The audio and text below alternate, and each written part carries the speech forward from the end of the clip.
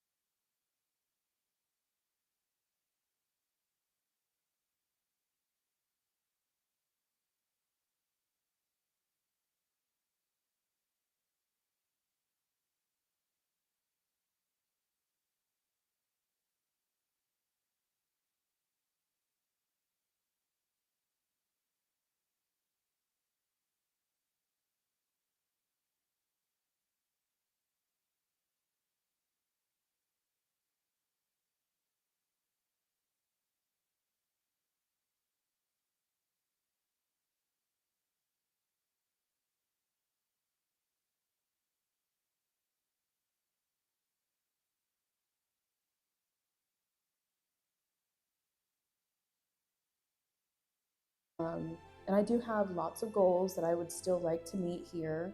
My next move is to go to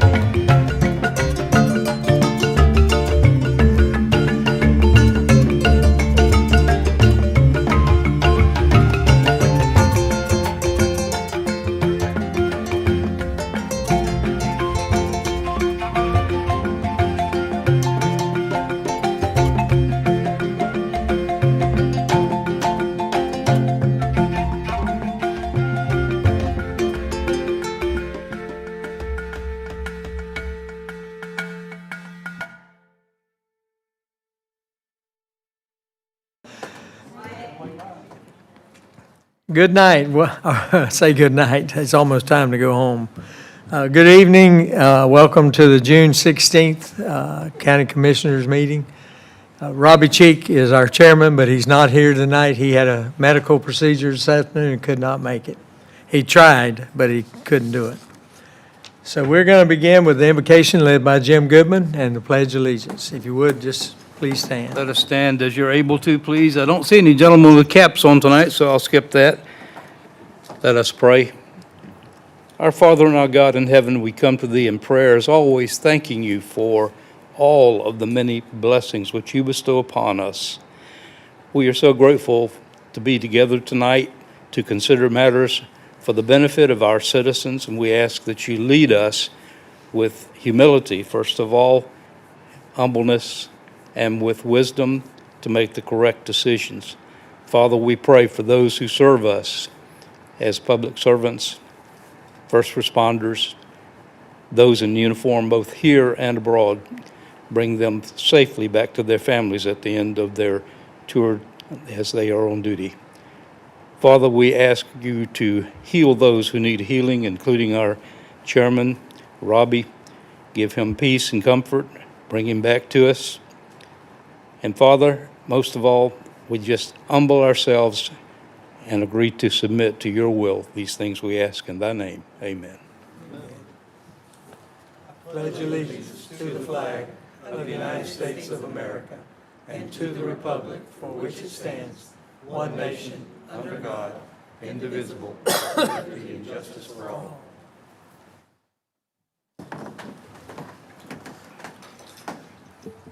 Roll call, Katie. Chairman Robbie Cheek is absent, but he may be attending virtually. Okay. I'm sorry, to listen. Okay, and we also have an agenda amendment, am I correct? Yes, we have an addition under presentations, which was accidentally left off the agenda. It is the Joint Development Authority Quarterly Report presented by Executive Director James Coughlin. Okay. Mr. Chairman, I move to accept the agenda as amended. Do I have a second? Second. Okay, we have a first and a second. All in favor? Thank you. Now we need to approve the May 26, 2026 work session minutes, May 28, 2026 work session minutes. And do we need to hold off on the public hearing and do that separate, Katie?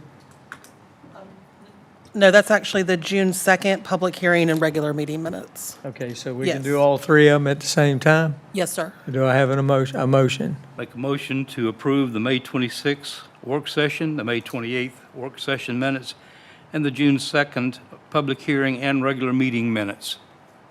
Okay. Do I have a second? I'll second it. All those in favor? Okay. Now we have several presentations. I guess we're going to begin with the disaster assistance presented by U.S. Small Business Administration Office of Disaster Recovery and Assistant Public Affairs Specialist, Leanna. I can't say your last name. Say it for me.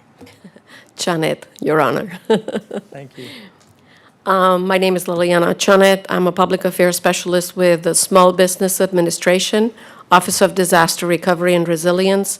My mission here tonight is to bring you accurate information about the federal, assistance that's offered for the Georgia fire victims that happened on April 20th. With that being said, I'm going to be brief, I promise. And I'm just going to go quickly through what's offered, and what, where, and when, okay? Disaster assistance loans are available after a natural disaster happens in certain times when, the threshold is met. It's a presidential declaration. This is not the case. That's why FEMA is not on board, and just SBA is on the ground. We are present, and we are trying to offer assistance to everybody that was impacted by the Georgia wildfires.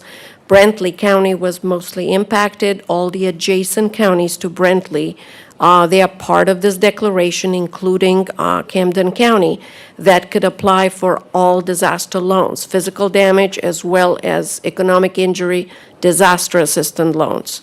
These loans are not your ordinary, loans from the bank. They are coming directly from the Treasury, and, if your home or, of somebody in Camden County that lost their home, they could apply up to $500,000 in disaster loan with us.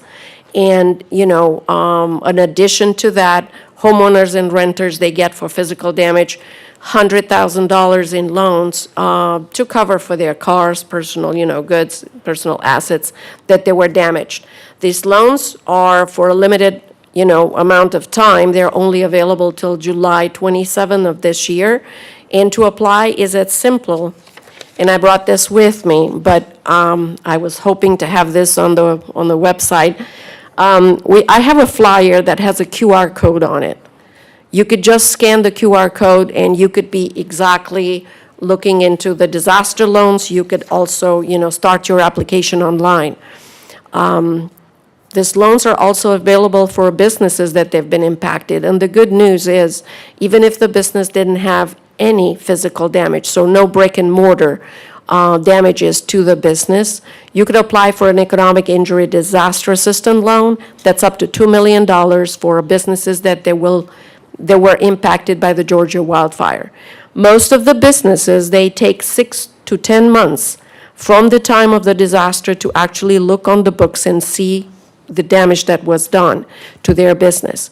That includes, being short on paying their, loans that they have for their business.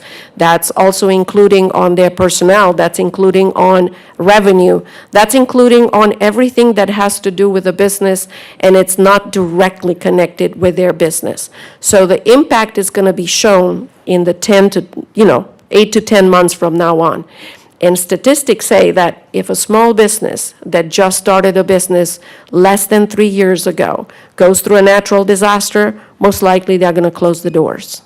So the reason for this program, and it's very important that you bring this information to your constituency and to your communities, because it's a way for them to bring back, the economy in the region that would be, otherwise impacted. Up to $2 million with 4% minimum interest rate, up to 30 years repayment, first 12 months, no interest and no payment expected to SBA. I think this is a good way to start and for them to just start recover. These loans are also available to private nonprofit organizations, including churches. So a lot of churches in the area, they will see that, they were impacted by the Georgia wildfire, even though they were far away from the fire, so to say. I would strongly recommend you provide this information on the county's website. I believe it's already on it, yes. on the city's website, anywhere in your network, you could put this information. I have provided also outreach material, these flyers, that they should be distributed via, social media, because it's very powerful nowadays, and people look into this. I am in the county attending any kind of events, and I'm planning to attend more events that they will come. We have scheduled in the city of San Mary on the 29th a meeting with all the business owners in the area. Anybody here or anybody that's a business owners in Camden County is welcome to come to that meeting. I will have a virtual presentation, provided by the city, and I will explain in detail all these loans and how they work and, how to apply for them, and have a Q&A session in the end. So that's good to know. It's going to be June 29 at 11 o'clock in the city of San Mary. To be determined the location.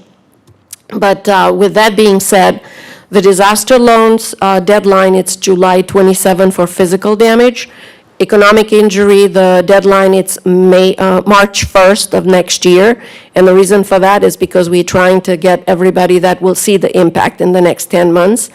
And to apply for a loan is as simple as I show you. You could just scan the QR code. You could go online at sba.gov/disaster, find out everything that it is to find out about these loans and about the programs. They could call the customer service line at 1-800-659-2955. And with that being said, I'm open to any questions from the commissioners or from the audience about this loans. Any questions?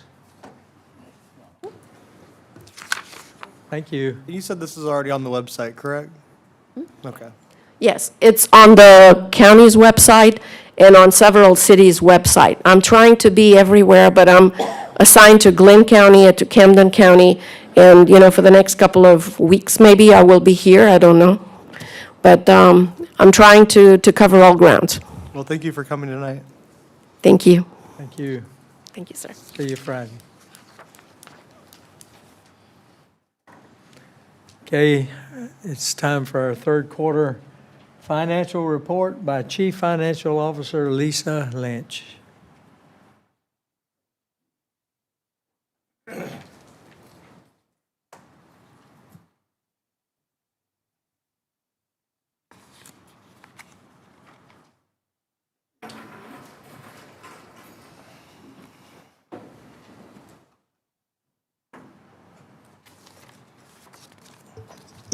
Good evening, everyone. Tonight, I'd like to present the third quarter financial review, which goes from July 1st, 2025 through March 31st, 2026. I do apologize that it's been late, but as you know, we've been doing budget. Y'all have been involved in that, so you're aware how much time that takes. So I should be more timely in the next months. So just wanted you to know that. All right, so we'll start off with our revenue comparison. The annual budget for the revenues this year is $48,195,616. And so what you're going to look at here, this should be, we should be at the 75th percentile in terms of collections and expenditures, so that since we're 3/4 of the year through. So the actual for this year is $40.7 million. Our budgeted is $36.1 million. That's 75% of the budget, so we're already over that. And then the actual for 2025, if you compare it to that, was $36.8 million. So as you can see, we've collected pretty well this year. Property taxes were 89.3%. Prior year taxes, 94.2%. Sales tax at 65.3%. I think that falls a little bit behind because we the months we collect are in arrears, so we'll have those probably through July. Service charges are at 88.8%, and the courts are at 71.2%. Then we'll compare the expenditures. It's also $48,195,616. The actual expenditures for this year are $37 million. and that's a 76.8%. And then budgeted for this year would be 36.1 million as well, so we're a little over that. The actual for last year was 34.1 million. And these numbers include our general government at 79.5%. Health claims are a little bit high at 108%, but that's expected. And workers' comp at 98.14%. Our public safety is at 73.9%, courts are at 68.7%, and public works is at 99.7%. So as you can see, all the expenditures there are in that 75th percentile, somewhere in there. Sometimes you'll have things that are, you won't have as many. You'll have some expenditures that occur during the year that you're not expecting, so those are to be expected in that public works. The next slide. Oh, let's see.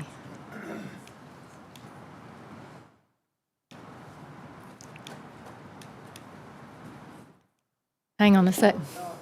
Hey, Josh. Oh, here we go.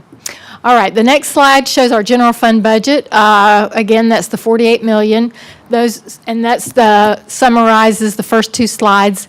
There's 40.7 million in revenues and 37 million in expenditures. So we have we're in the black for that, 3.6 million. Last year at the same time, we only had 2.6 million. So we're doing a little bit better than we did last year. A little bit ahead there. This one is our... So you're saying as of the third quarter, we're $3 million over what we projected to take in? Yeah. Okay. Well, revenues are over expenditures for right now, so yes, we're 3 million. Okay, the next slide shows this is by type, expenditures by type. We have salary and benefits. If you'll see up there, that's just a comparison of fiscal year 25 to 26, just to show you where we are. Last year we had 18 million, 18.4. This year we're at 19.6. Employee health was at 3.1. This year we're at 3.4. Contracted services at 4.2, and this year we're at 4.8. And supplies and materials at 2.6. We're currently at 2.9. Insurance property, that's our property, vehicle, equipment, liability, and legal, 1.4 million, and this year's at 1.5.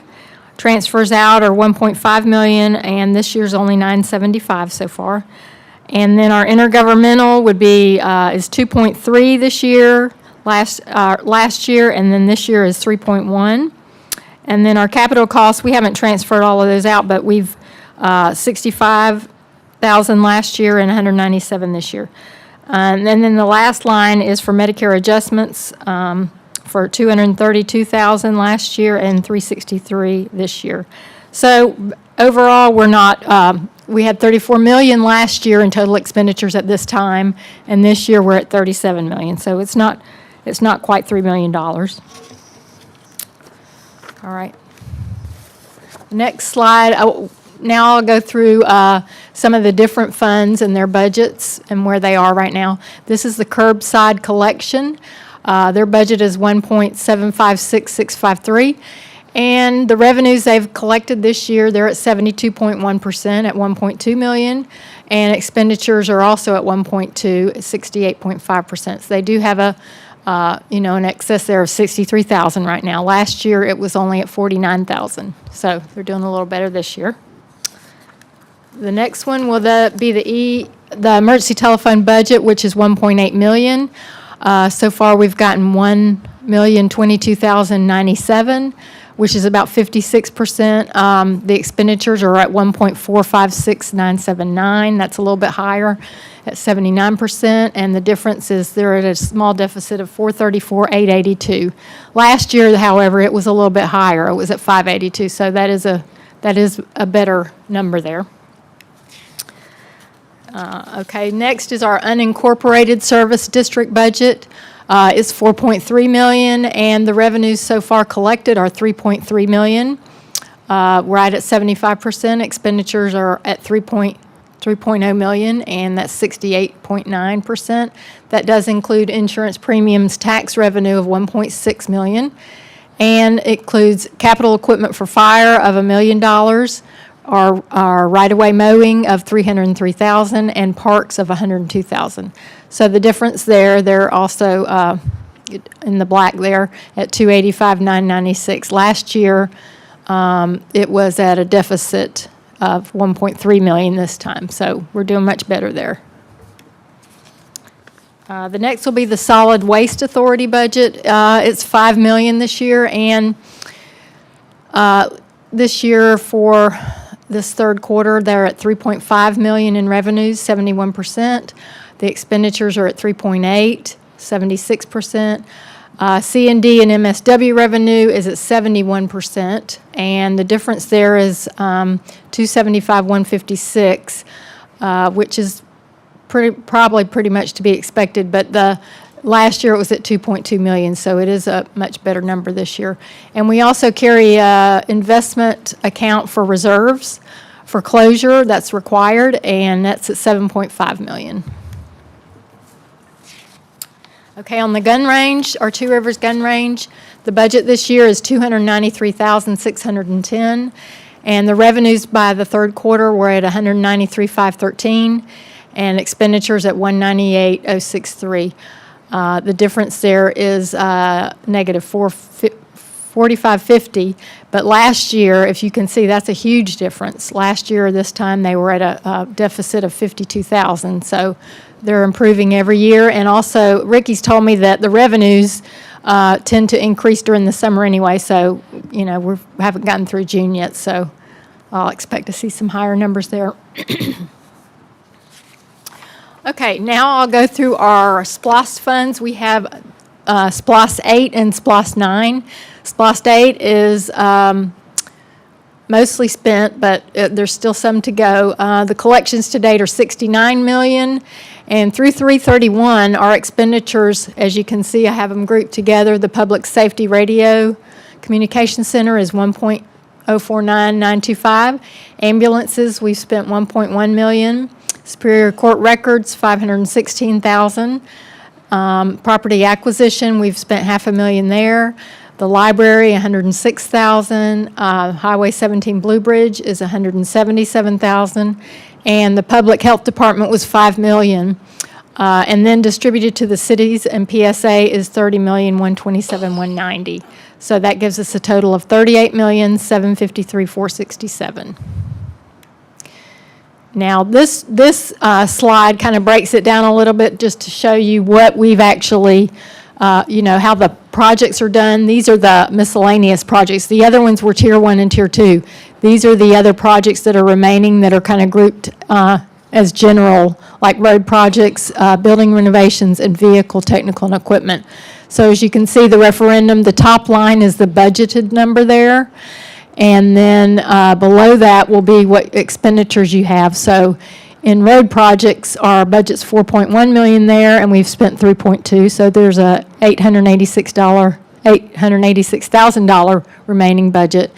The building renovations is a $2.9 million budget, and we've spent 770,000 so far. So we still have a little over 2.1 million.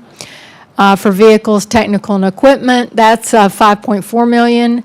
And so far, we've spent 6.4. So we did go over that a little bit, and I think that was because of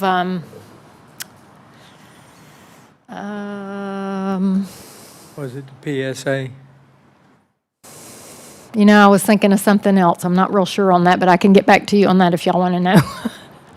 I'm not sure what actually, in this grouping, it's okay on the SPLOST money if you go a little over and a little under in one category, because you still have the total funds there. The total budget there is 12 million for all of those, but sometimes you may not spend quite as much in one and then a little bit more in another one. So as far as those numbers go, they're okay.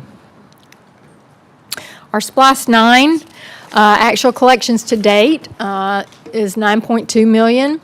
As you can see, we haven't spent a whole lot there yet. Those first four items, these are Tier 1 and Tier 2 again. We're going to use that for the public safety complex, the jail, local park rehab, the Georgia-Florida Sports Tourism, and the county ambulances is another 7. But we haven't spent any money there yet. So the JDA Industrial Entrance Road, we spent $21,244. And cities and PSA distributing to those is $2.9 million.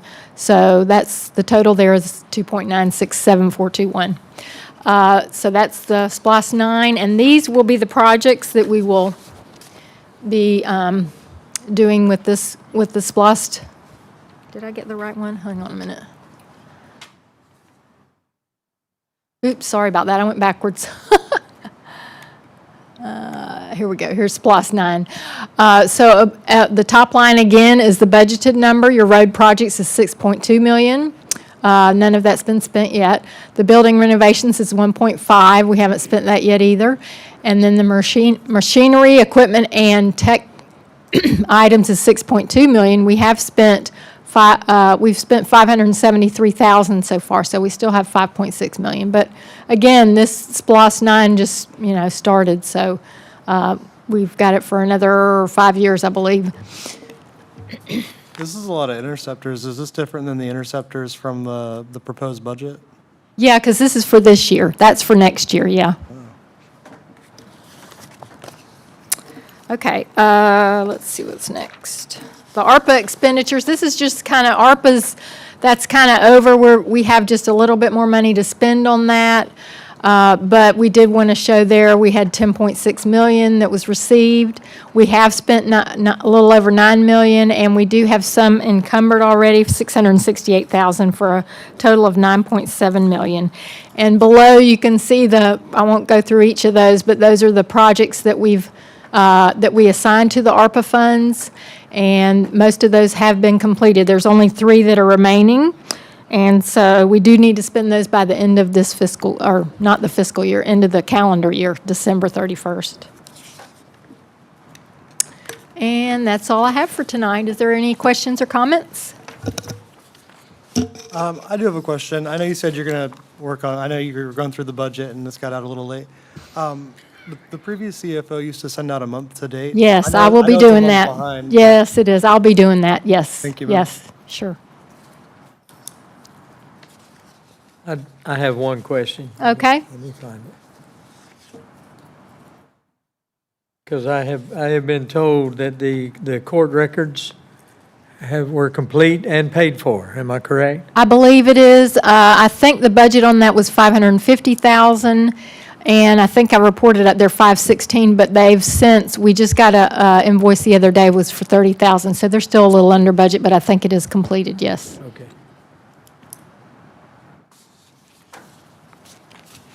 Anything else? Anybody got a question? Thank you. Thank you all, appreciate it. Thank you.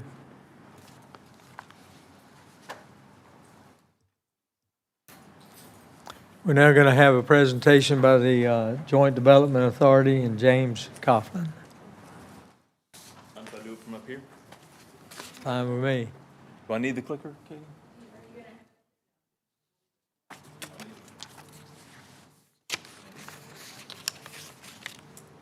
All right. Thank you all for having me. This is our normal quarterly update. Commissioner Turner requested that I take the same slide presentation that I used for Citizens Academy, which I think was earlier this month, or late last month, and add a few updates to that and bring that to you. So that's what I've done here tonight. We'll kind of go through that. All right, let's rock right into that. All right. So for those of you that don't know, and obviously this was for the benefit of the folks that were in Citizens Academy, this is the mission of the JDA. The mission of the Camden County Joint Development Authority is to promote and stimulate economic development in Camden County. So that means attracting new business, helping existing businesses to grow, and encouraging private investment in Camden County. Below that is the code and Georgia statute that establishes Development Authority law. I won't bore you with that. How do we do that?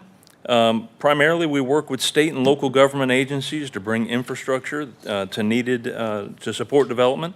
We position sites for future development. Y'all know how we do that. We deliver infrastructure, roads, water, sewer, like that splost road that Lisa was just talking about. We incentivize sites to overcome obstacles to development. We put them in the military zone job tax credit program, for example, that the state has, so that when a new company locates on that, because we do have Kings Bay in town, they get a $3,500 per job tax credit against their state income tax. So that's valuable. So that runs through us. We work with state and local education leaders to ensure that workforce education programs are in place to serve business, increase awareness of our workforce training opportunities, and make our available workforce, make them available to industry, market them to industry, excuse me. And we market Camden County to state project managers, site consultants, and to industry leaders. Most companies who are considering relocating or expanding in an area, they don't go out and look at communities themselves. They either reach out to the state of Georgia and say, hey, Georgia, we've heard you're a good place to do business. What counties would meet the specifications that would be needed for my business? The state will in turn reach out to us if we fit that. And likewise, some of them use third-party site consultants, and it's basically a realtor that works with industry. They would say, hey, I need X amount of land, X amount of water, sewer, electric, et cetera, and the site consultant would go out and find qualified sites for that. All right, so this next slide, this is our business plan, obviously not our entire business plan, but the key areas that we'll be focusing on as we wrap up FY26 and step into FY27. We'll be focusing on redevelopment of the former Gilman, which we call the North River property, development of the Coastal Georgia Commerce Park, supporting advancement of the Georgia-Florida Sports Park, and then continuing countywide economic development support and collaboration. I'll kind of go over each one of those for us. All right, so that's the former Gilman Mill site. That's the description. It's about 718 acres, of which 145 is salt marsh. There's 85 wetlands, 260 uplands, 165 in waste ponds, and 45 in landfills. You may remember that Jacoby Development had planned what they called Cumberland Inlet on the site, a marina with 160 slips, dry stack, boutique hotel, condos, town center, et cetera. We had worked with Jacoby Development to redevelop that site. We had issued a bond, and the developer was responsible for making those bond payments. The developer failed to do so. He made them for the first couple of years and then fell behind and then eventually stopped making the payments altogether. We had to foreclose on that developer. He in turn filed bankruptcy. We took him to court. We were told by the attorneys at the time that it would likely take 2 to 3 years to resolve. We really put together a strong legal team, and we had it resolved in 8 months. So this is where we stand today. As of January 13th, we took possession of the property. We took possession of everything except the landfills and the salt marsh. And I want to emphasize that because those landfills, they come with some liabilities, you might imagine, and some long-term maintenance costs, and that's still Jacoby's responsibility. We did that by when we decided what collateral we wanted to take for our participation in the project, we did not include the paper mills. We did not include the landfills. So when it came time to take land back, we did not take those. He's still responsible for those. So we took that as of January 13th. The very next day, we had an RFP ready to go out for developers and brokers. We brought in the top 3 in April.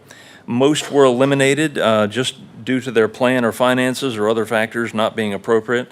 There were plenty of people that wanted to get involved. They wanted us to take on additional debt, or they had plans that were incompatible with the site, incompatible with St. Mary's, and we eliminated those from consideration. We will now move forward with a plan that involves putting a portion of the property into a conservation easement in cooperation with the Navy, subdividing and selling the peripheral property around the edge of the site, and then selling the waterfront property with the assistance of a global broker. That second column over there, the $8.6 million, that is the outstanding debt on that site. Our payments are already included in our budget. Part of that had to be set aside by Jacoby as part of the bankruptcy agreement. There's two payments to be made a year, in March 1st of every year, $180,000, and September, $763,000.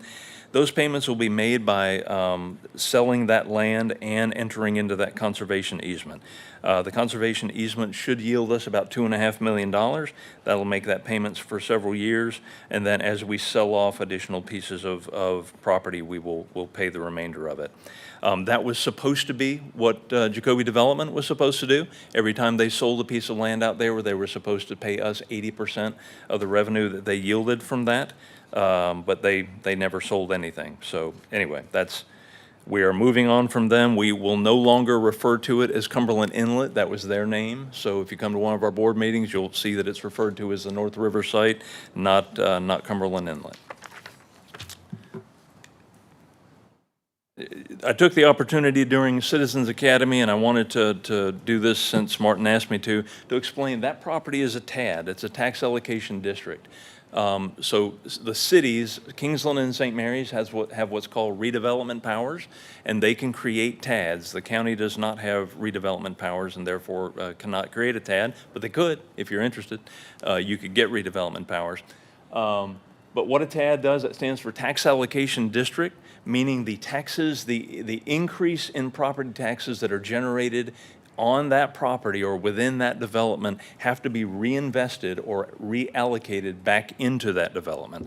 So the example I gave during Citizens Academy, if that entire property was worth $1 million today, somebody comes in and builds something worth $5 million, that $4 million difference in taxable value is reinvested in the site to support public infrastructure or other public benefit on the site. So that site is a TAD, and that TAD revenue, again, created by the City of St. Mary's, is eligible for helping to clean up the site, environmental cleanup, site demo, riverbank stabilization, parking lots, the marina itself, the marina basin itself was determined to be a public benefit.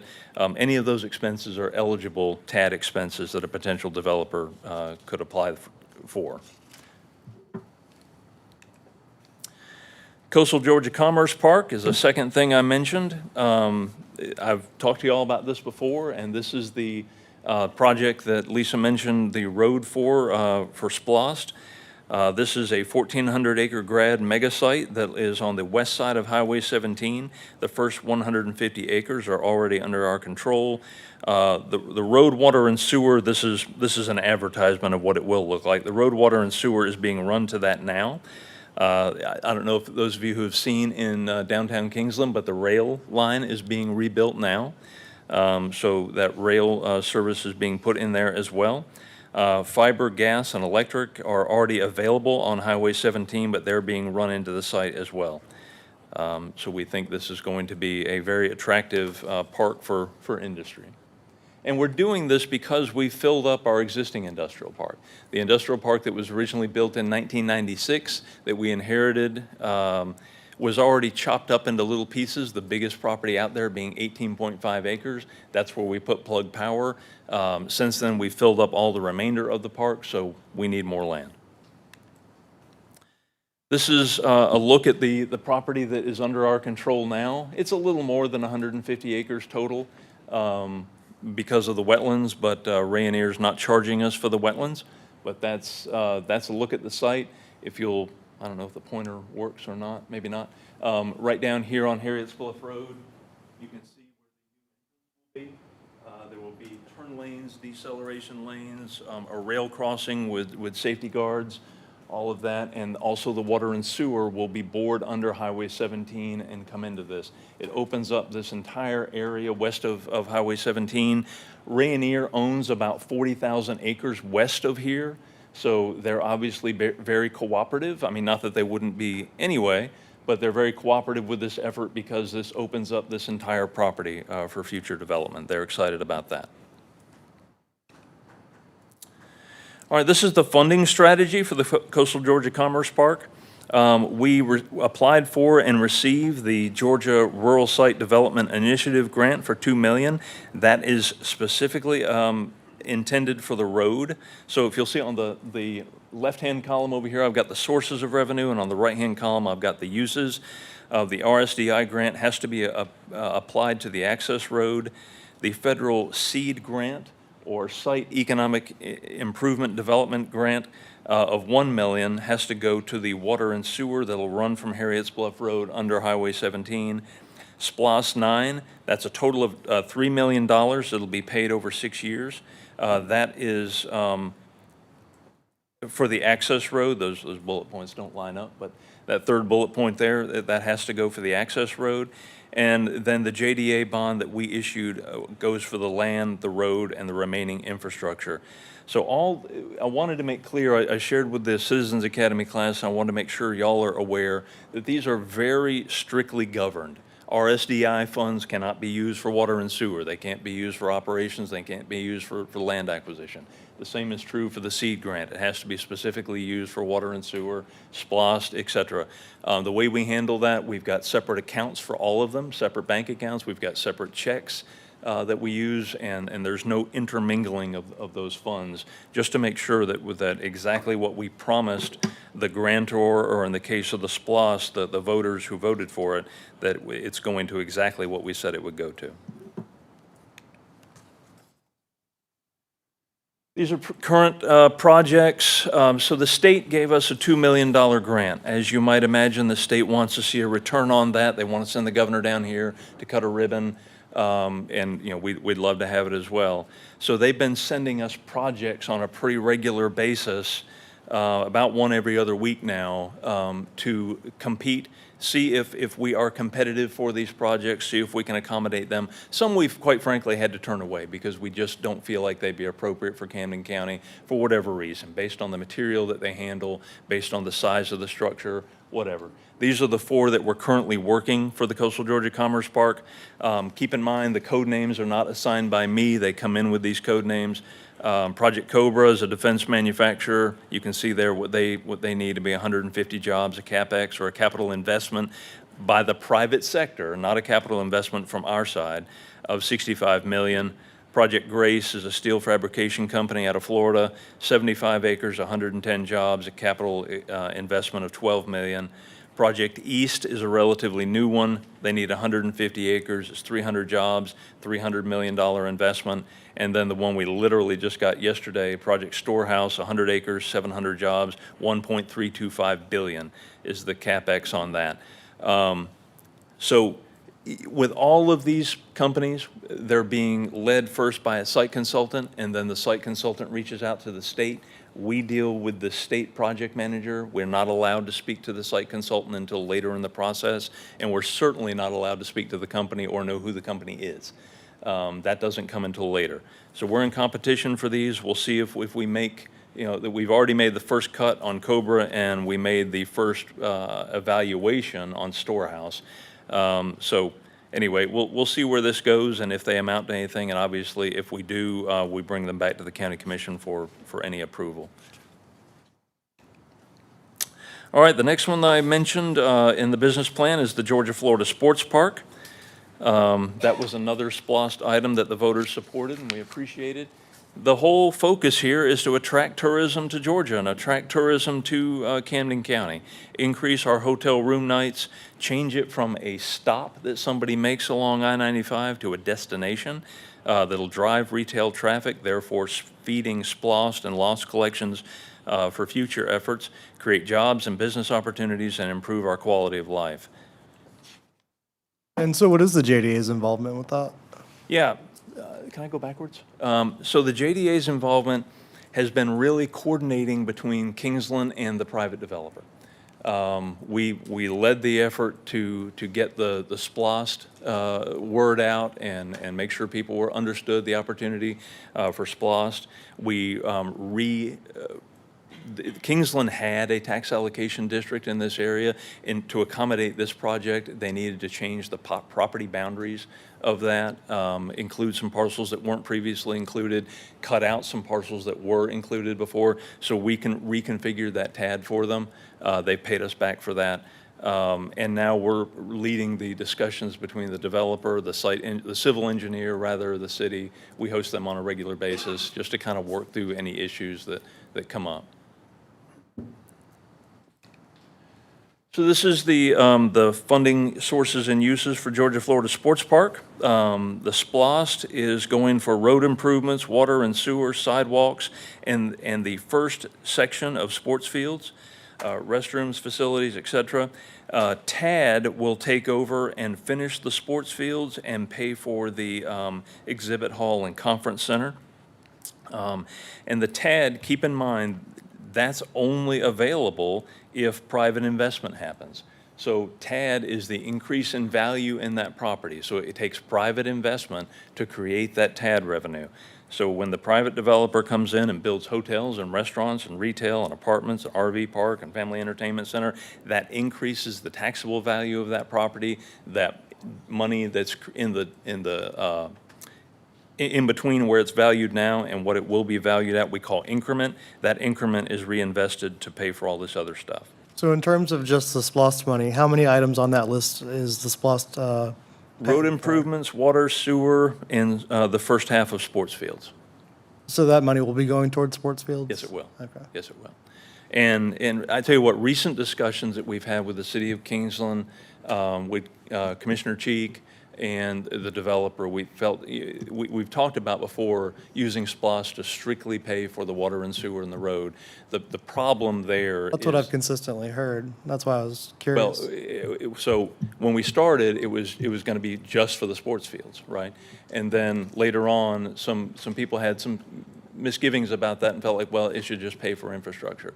That's not how it was listed on the referendum. What the citizens voted for was a SPLOST for a sports park. So we want to make sure that at the end of this SPLOST period, at the end of this 6 years, they've got a sports park. So at least the first half of the sports park, along with the infrastructure to support it, will be paid for. So that was very important to the leaders of Kingsland. They didn't want to find themselves in a position where they were looking back at the county saying, hey, we spent $10 million and you don't have a sports park, right? These are the partners that are involved. W.H. Gross, everybody knows Bill Gross, does great things around the community, around the state, quite frankly. And then Greenstone Properties, they do sports facilities. This is a minor league stadium that they operate in Fort Wayne, Indiana. But they do these kind of projects around the country. Other projects that I'll kind of go over here, Plug Power. You're familiar with those, the hydrogen facility in our current industrial park. They're getting ready to begin phase 2. Right now, they produce 30 tons of hydrogen a day. They're going to take that to 50 tons.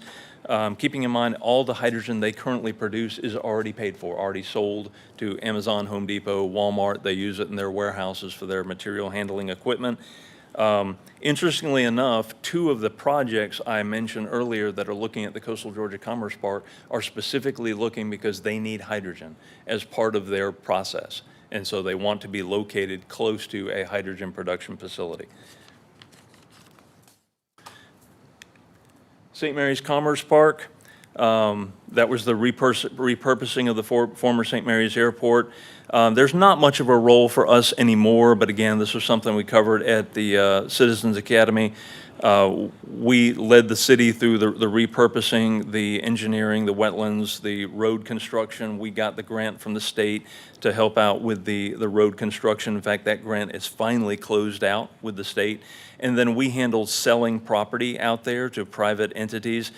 We pay ourselves back for whatever we had invested in it, and then we give the remainder to the city. Pigmental Studios owns the majority of the land out there. She's having to reconfigure her site plan now. She's going to reduce the amount of studios that she plans to build, so she's reconfiguring that, which I just talked to her on the way up here. In the process of doing that, it means that she'll have to reconfigure her electrical demand and some other things, go back to Georgia Power to change her requests with them, but hopefully we'll have a new site plan from her soon. Griffin Lumber and Specialty Structural Products, they're the group that if you're standing on Point Peter Road looking into this, is right immediately to your left of this new sign. Since this picture was taken, the landscaping has been done. It actually is very nice. I think the city's very proud of it. This is Cice Water Products, an Italian company that located in the Camden County Industrial Park late last year. They actually had the ribbon cutting earlier this year. They've closed on 8 acres and built a 30,000 square foot distribution facility. They're already planning phase 2 because they're moving their North American headquarters to Camden County. Stopped by there late last week to meet with them. They've signed on with a German company now that so they're Italian. They're featuring German tanks, aquariums and water tanks and things like that they'll be selling. And they've also done a deal with a aquatic plant company from Denmark. So it's a little like going to Epcot out there with all their different signs and labels and everything else. And this, again, this is stuff I covered in Citizens Academy. It's not necessarily anything you need to know, but I'll mention it anyway. Everybody feels it when you're driving around. We've got a lot of residential development happening very quickly. And that residential development demands infrastructure, it demands and will require, and it will be followed by retail development that naturally follows this kind of residential development. There's over 12,000 residential units that are coming between exit 1 and exit 7 in the next 5 or so years.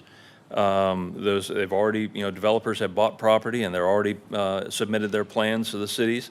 That's a very significant increase in our population if you just figure 2 or 2.5 people per house. So it does demand that the cities and the county work together on planning, and the school board and everybody else work together on planning the requirements it takes to serve this.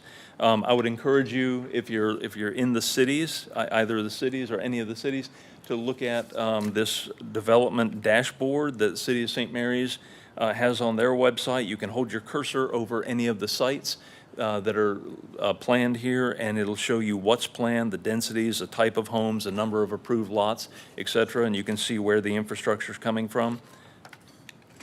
The Kingsland map is static, but they do update it on a regular basis. It's a tremendous amount of growth that's coming to Kingsland, both commercial and residential. And then workforce housing. I wanted to go ahead and address this because it comes up all the time. People say, what's the deal with all the apartments being built? Some of the apartments that are being built are market rate, meaning the developer goes in, they're going to build those, and they're going to charge exactly what the market will bear as much as they possibly can. Some of these are what we call workforce housing projects.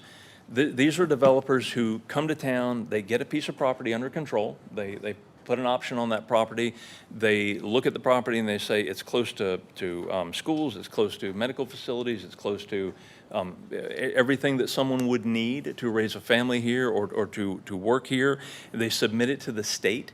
If it's approved by the state will award them tax credits. Those tax credits they sell, and those aren't, I'm not talking local tax credits, these are state of Georgia tax credits that the apartment developer then sells. In selling those tax credits, it creates equity into their project. That allows them to offer those apartments at a lower rent rate because they've got this injection of equity. And they're required to keep those apartments at a lower rent rate for 20 years. They're targeted toward people who are at 40 to 60% of the area median income. And surprisingly enough, in many cases, that's police officers, teachers, nurses, et cetera.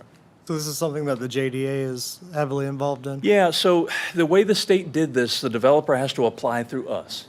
And then we issue a bond, it's called a conduit bond, meaning it's no debt for us, it's no debt to the county, it's no debt to the city, but we have to issue the bond for them to receive the tax credits. Again, this is part of the Citizens Academy presentation. What's driving all of this? People ask us all the time, where are all these people coming from? Why are we increasing so rapidly? A lot of it's Florida. The cost of living in Florida, a lot of folks, and we hear it all the time, I'm sure y'all do too, who thought they were going to retire in Florida, maybe already did retire in Florida. The cost of living's too high, cost of insurance is too high, and so they come, I guess we don't call them halfbacks, quarterbacks, an eighth back, whatever, but they end up coming to this beautiful community that they've stopped in for years on their way to Florida. Some of it's Kings Bay, and that long-term won't be the case, but there is temporary increase in population and contractors that are working on Kings Bay as they prepare for the Columbia-class submarine. And that does have contractors coming to town, and in some cases they're here for months or years while they make improvements out there on the base to accommodate the new subs. And not to mention top-tier schools, low crime rates, relatively low land prices, all of that fuels growth. We've been discovered. And what are we doing about it? So on a regular basis, your county planners and county administrators join the cities and their administrators and staff and the school system. And for the first time this past month, we had the base participate. We meet on a quarterly basis to kind of review projects, see where they intersect. In several cases, Kingsland has water and sewer projects that are going on immediately adjacent or intersecting with St. Mary's. So it's important that they plan those things and talk through them together. Countywide traffic study that Joey and Shannon are leading with the consultants that they engaged. That's a tremendous help because there's a lot of traffic issues that need to be considered. We talk about the TADs, how those are being applied, the SPLOST, how those projects are coming along, and having the school system there is valuable as well as we look at the impact that this increase in population is having on our school system. Interestingly enough, at our last meeting, they did inform us that enrollment right now is down. Not by much, but it's slightly down, surprisingly enough. Something I wanted to cover before I wrap up. Recently, as recently as yesterday, we put out some information on our social media about some retail market data that just came out. Retail market data show that area median income is significantly up. Average household income is significantly up. Population, of course, is significantly up. Home ownership is significantly up. A lot of really strong indicators for Camden County. We already knew we were one of the wealthiest counties in southeast Georgia. Area median income has, for years, we've known that we're higher than Nassau County, we're higher than Duval County, and we're higher than most of the areas around us. Bryan County has exceeded us now, largely because of the Hyundai project. But we do very well. But we get these things and we share them mainly for corporate investment. We want people who are considering building the next wonderful restaurant here, the next residential development here, the next grocery store here, to know that this community can support the level of customer base that they would need. That's what that information is for. Somewhere along the line in the comments, I noticed there were people that thought it was the result of some survey that went out. It was not a survey. That those reports are put together by professionals that we engage that use Bureau of Labor and Statistics data, they use census data, they use Esri data, which is a large data collection firm. They use data from the state. They don't send out a survey and look at answers from individuals to compile that kind of data. And then that kind of information is sent to shopping center developers, industrial developers, real estate developers all over the country, and they look at it and say, hey, does Camden County meet my specs? Would I consider investing here? And what they've told us is we have now crossed over from the rural community that we've crossed over into a different investment category to attract a different level of business that wouldn't have considered our area before. So that's encouraging, but I just wanted to share that because I think there was some misinterpretation about that. What questions can I answer? When you say the median income is up, is any of that tied to inflation? You know, I guess if you reverse engineered that, right, and said that some employer is having to pay his employees more due to inflation, or her employees more. Due to their employees' expenses, right? Right, because the employee is coming in and saying, look, I can no longer survive on X. If you want to keep me here, you're going to have to pay me more. Sure. Yeah, it could definitely be a result of inflation.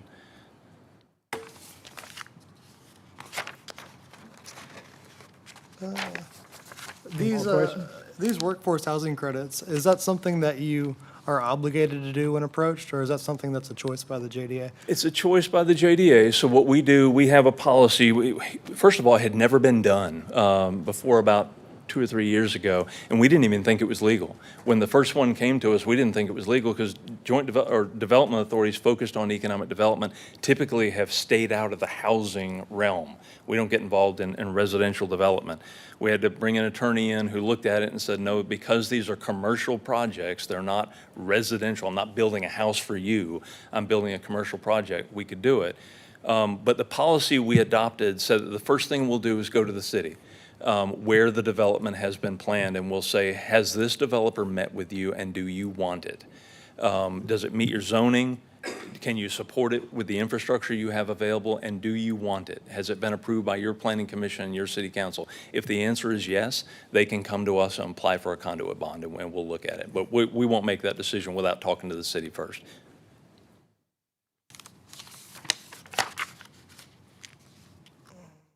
Anything else? Not off the top of my head, but you're always available. I can give you a call, right? Anytime. You got my number. Thank Thanks, you, y'all. James. Appreciate it. You want this back?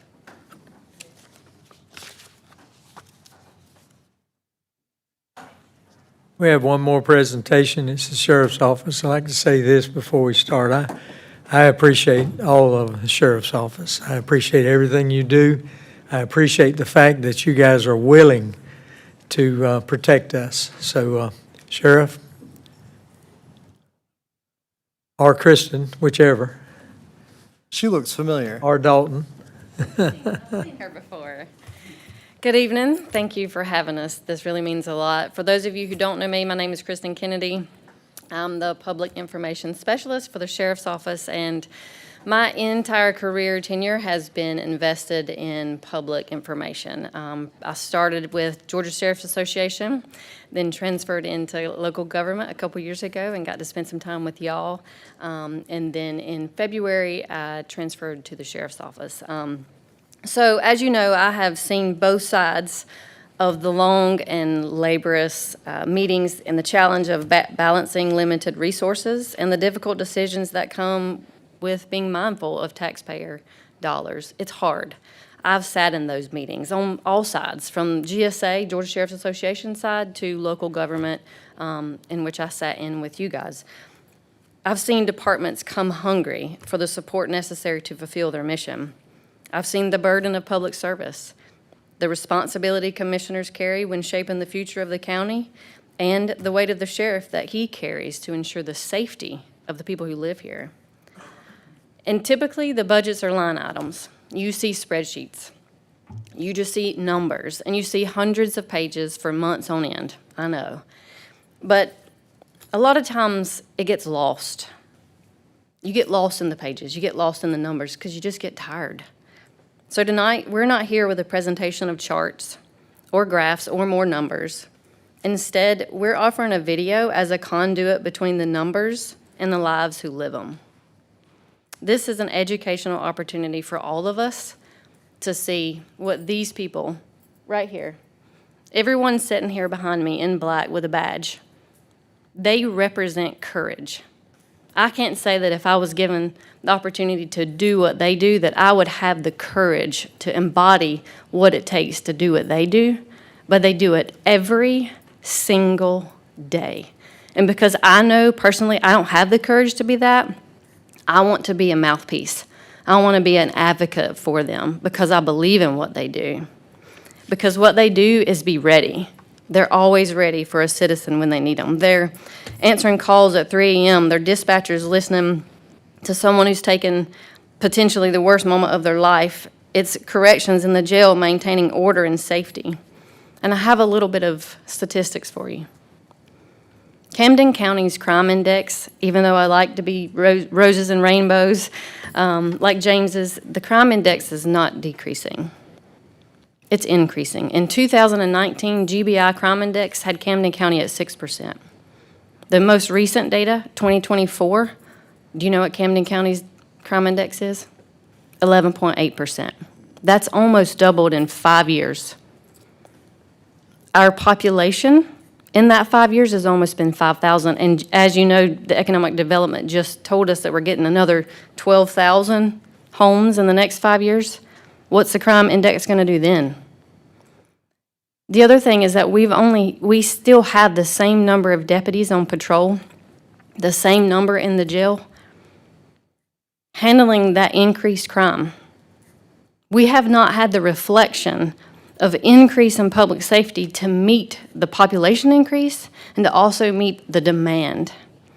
So today is not about the numbers. It's truly about you being able to see what goes on. It's our opportunity to just educate you on what these people, the courageous people do every single day, because it does matter. So while I understand that every budget request comes with a cost, we hope this presentation helps illustrate the value behind each request. And while the sheriff believes these needs are not optional, they are truly mission essential. They're mission critical.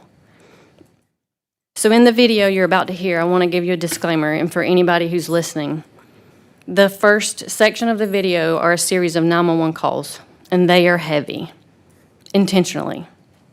When you hear them, you cannot unhear them, and they will resonate with you. But the purpose of that is to help all of us understand what these people do every single day, and they do it selflessly. So I ask you tonight to listen to it and listen to the series of employees who are willing to share their experiences. After the 911 calls, there's going to be 5 employees who come and they speak to you on the video, and they share the challenges that they face to stay and serve here in Camden County. So I ask tonight that you listen and you recognize that we are the cost of readiness. Will you be available for questions after the video? The sheriff will, yes, sir. Okay.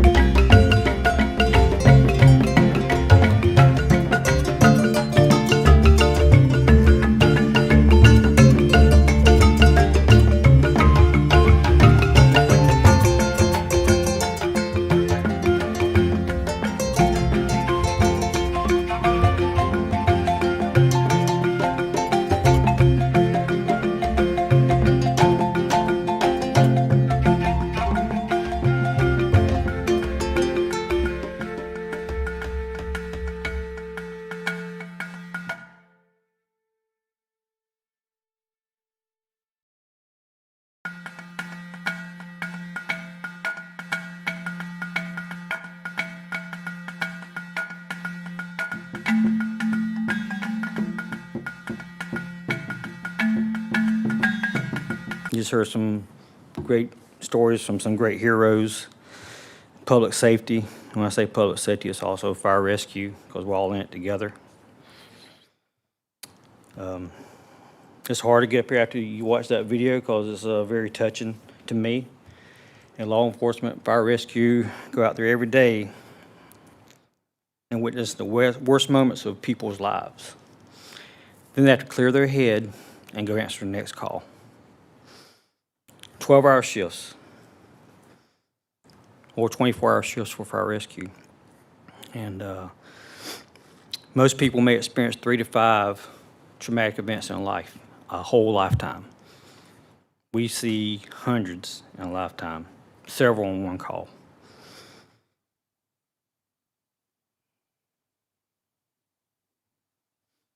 Every call is different. Every call has its unique path. We just have a front row seat to it. I know y'all's jobs are tough. The Board of Commissioners' job is tough, tough, tough. I don't want to do your job. But also, we have a tough job, too. And I appreciate what y'all do for us, how you help us out. Those heroes, though, talking up there, bunch of them in here.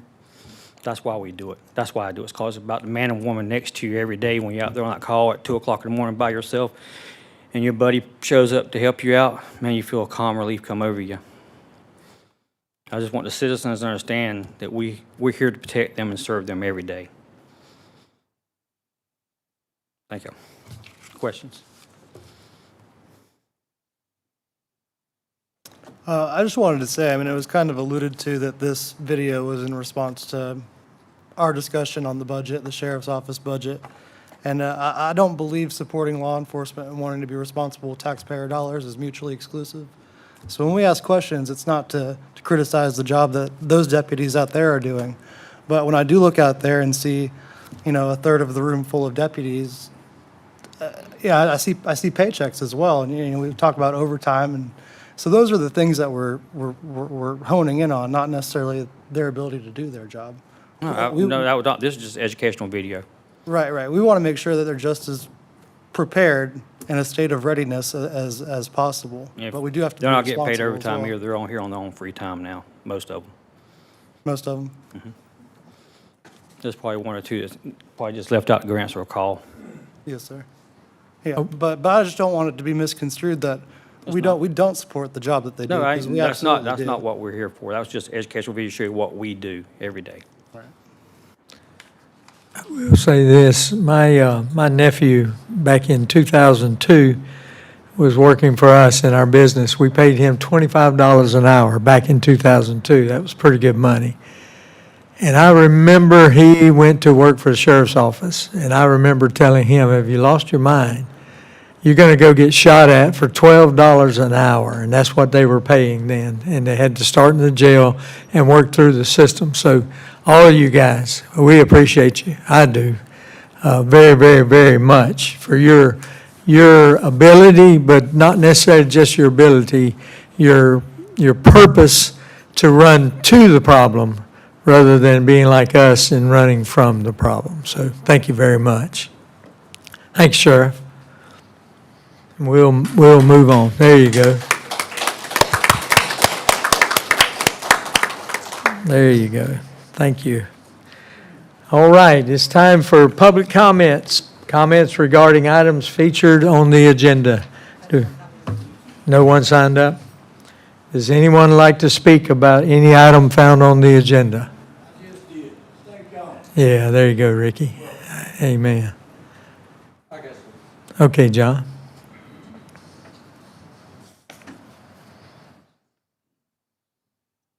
I'm John Wojcik, Clark's Bluff Road.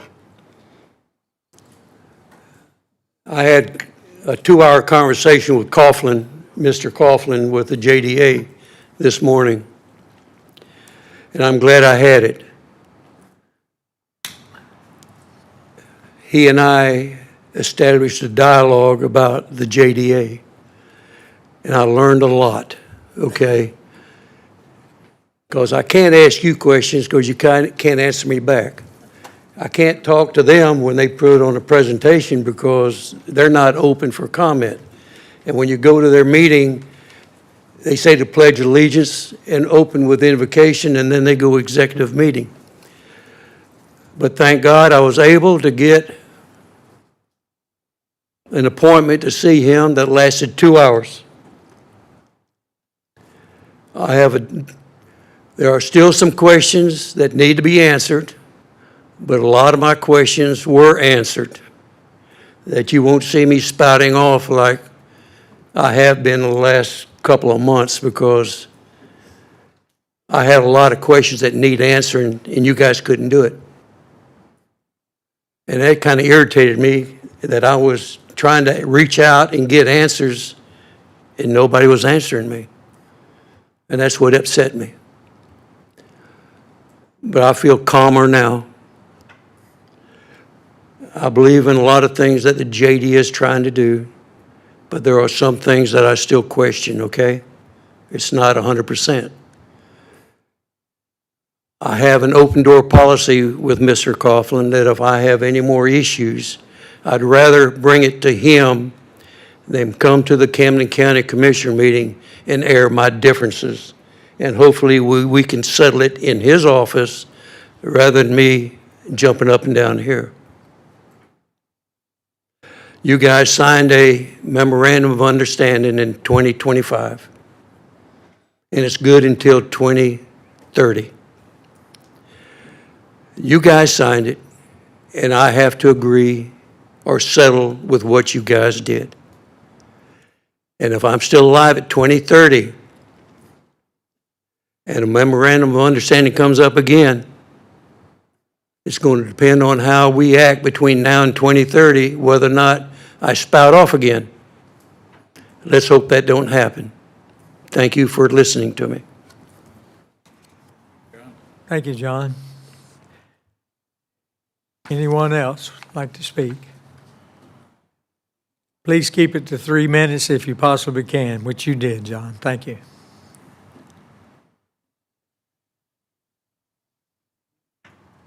Seeing no one, we'll move on then. Julie? Good evening. I'm requesting approval of a grant award from GEMA for a drought study in the amount of $68,034. The county will use the funds to hire a consultant to develop the study and provide the following services: assessment of existing conditions, water source inventory and mapping, develop strategies to reduce the ISO rating, and reduce insurance premiums for residents. The study is important for the residents of Camden County as it will identify additional water sources that will reduce turnaround times for tanker trucks during a fire and may reduce property damage. A 15% match of $12,006 is required, and GEMA will also provide $4,002 in management costs that can be used to cover a portion of my salary. I am requesting approval of award as presented. Okay. Make a motion, we approve the acceptance of the grant award from the Hazard Mitigation Grant Program as specified. Second. All in favor? Further discussion? Okay. I just have a question discussion. because I don't have the expanded agenda in front of me. What is the county's match on that? $12,006. Yeah. 12,006. Okay, I'm good now. Thank you. Thank you. Thank you, Julie. I guess that's it, right? I think now we vote on it. Huh? Oh, we didn't vote, did we? Well, you Oh. did, but I just need you to do it All in again. favor? All right, okay. Do you want to do the check? Huh? Do the check. I'm not dressed for the chat. Oh, we got to do a picture? Okay. Big check. Big check. Let's get up and move around.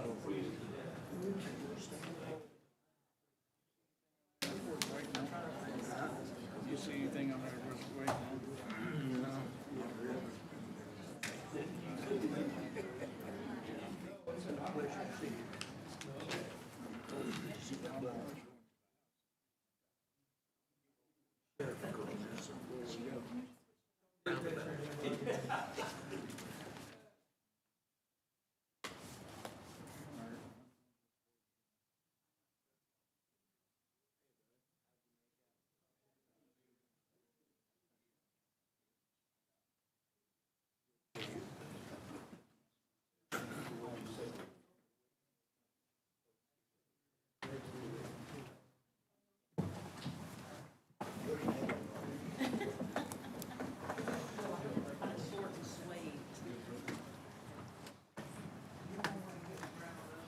Okay, go ahead, Kay.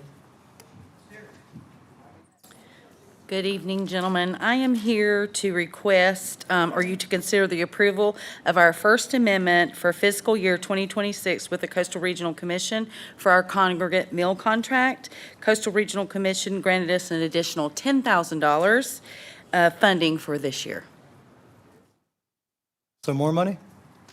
Yes, and we're over budget, so that's going to keep us within our guidelines, because we've had so much growth with congregate meals, with aging population needing their lunch.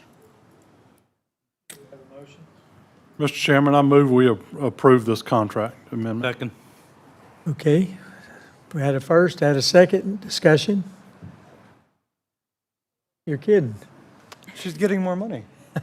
I'm getting more money, yay! Hey, okay, now we can vote then, right, Katie? Okay, all in favor? Thank you. Thank you. Chief? Good evening, Commissioners. I come before you tonight on behalf of Camden County Fire Rescue and request your consideration and approval for a clinical agreement between Camden County Fire Rescue and Peds and Parents LLC. This is a continuation of an agreement that we currently have that will allow our in-house EMS education program to conduct the required clinical contacts. And we've used this location in the past and been very successful with the outcomes of our students. If you got any questions, I'll be happy to answer. Okay. Mr. Chairman, I move that we approve this item. Is this just number 3? We're not doing number 4 yet, right? Yeah, that's- Okay. Those words are next. Do we have a second? Sorry, to be specific, the clinical agreement between Camden County Fire Rescue and Peds and Parents. Do we have a second? I'll second. Okay, any discussion? All in favor? Great. Okay. And next, I will ask for your consideration and approval to renew the contract for Dr. Amir Wind as the medical director for Camden County Fire Rescue. Having a medical director is a requirement of the Georgia Office of EMS and Trauma. And Dr. Wind is extremely involved in the progressive care that we have at Camden Fire Rescue, and we appreciate his efforts in continuing to make us stronger as EMS providers. So if you have any questions, I'm happy to answer those. Make a motion, we approve the agreement for professional services with Dr. Nguyen. Second. Any discussion? Okay, all in favor? Thank you, There gentlemen. you go. Thanks, sir. Okay, number 5, let's see, employment contract for magistrate and probate court public defender with attorney Clyde Urquhart. Thank you. Do I have a motion on that?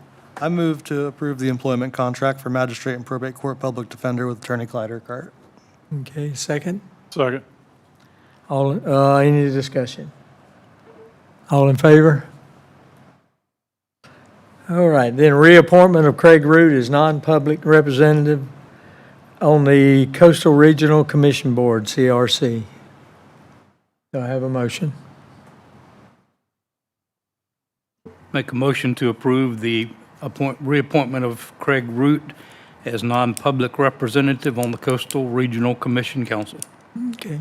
I'll second. Okay. Any discussion? All in favor?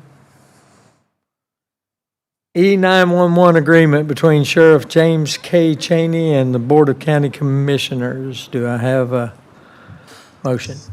There is one change to that. Okay, The sheriff's going to come up. okay.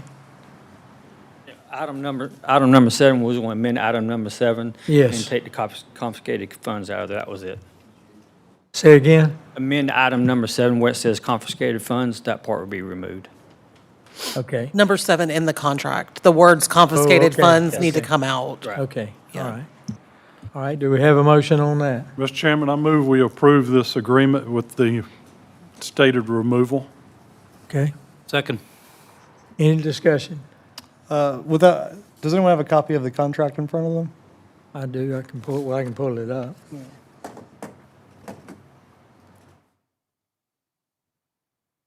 Or could you explain the nature of the change, the confiscated funds, number 7 in the contract? What was that referencing towards? Using confiscated funds? Yeah, I didn't know why it was inside there, so it's Okay. not, it shouldn't be a part of the 911 center. But We're just clarifying that they're Right, not yeah, being. it just shouldn't okay. be in there, yeah. I don't need you to pull it up. I'm good. Okay, any more discussion? All in favor? Okay, say aye. All right, Katie, I guess the calendar? Yes, I do have two additions to the calendar, which is the upcoming Camden County Joint Comprehensive Transportation Plan meetings. The first will be held on Monday, June 22nd, here in this room from 6 to 8 p.m., and you can drop in anytime. The second will be the following day on Tuesday, June 23rd, at the Resiliency Operations Center located at 135 Gross Road in Kingsland. That is the old Georgia Power Building, for those that don't know. And that is also from 6 to 8 p.m., and it is a drop-in anytime during those hours. If you want to learn more prior to deciding whether you want to go to those, you can visit camdencountyga.gov/transportation plan, and you can find out what those meetings are about. That's all I have. Okay, any additional, it's time for additional public comments on any subject. Okay. You don't want to hear from Joey? Huh? You don't want to hear from Joey? Yeah, but he's not on here. I don't see him. Joey. I know it. I got it. Oh. I was making a slide comment. Doesn't say that, Joey. I'm going by the book here. Yeah, absolutely. County Administrator comments. Thank you, Martin. This past weekend, the landfill hosted close to 60 kids at their annual fishing derby, and I just wanted to give a big shout out to John Pittman and his staff for putting on an excellent program out there. And the pictures that I reviewed today were just smiles, nothing but pure smiles from the children. So I really appreciate everything that y'all put on for us. Thank you. Okay. Do I have a motion to adjourn? Make a motion to adjourn. Second, Mr. Chairman. You got any comments? I actually do have one comment. I didn't know if we were going to do that tonight. My job has taken me out of the county for a good part of last week and probably the remainder of this month till the 15th of next month. I have been behind in scheduling my next town hall. I just wanted to make the public aware that I am looking at dates, and I will make that public soon. Thank you. Thank you. That's all? Any other comments? We're done.